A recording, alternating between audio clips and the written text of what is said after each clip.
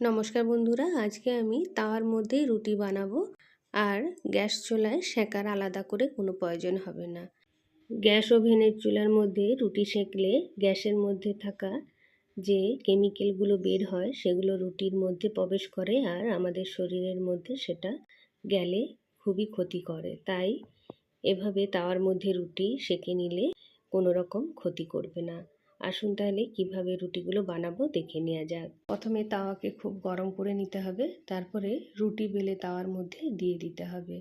এখন গ্যাসের ফ্লেমটা বাড়িয়ে দিয়ে অল্প একটু সেঁকে নিয়ে রুটিটা উল্টে দিতে হবে। প্রথমের পিসটা অল্প করে সেঁকে নেব আর দ্বিতীয় পিসটা কিন্তু ভালো করে খুন্তি দিয়ে চেপে চেপে সেঁকে নিতে হবে।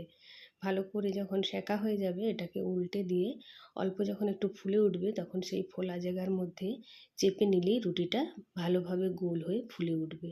একটা কথা মনে রাখতে হবে যেন রুটিটা বেলার সময় কোনো রকমের রুটির মধ্যে ভাঁজ না পড়ে, তাহলে রুটিটা কিন্তু ফুলে উঠবে না।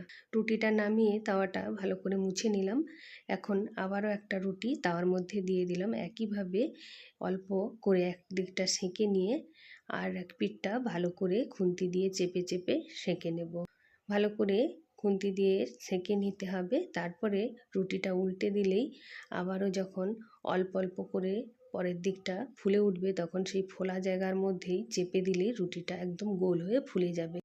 রুটিগুলো যখন তাওয়ার মধ্যে দেব গ্যাসের ফ্লেমটা কিন্তু হাই রাখতে হবে, নাহলে রুটিগুলো ফুলে উঠবে না। আমি এইভাবে আপনাদেরকে দুটো রুটি বানিয়ে দেখিয়ে দিলাম।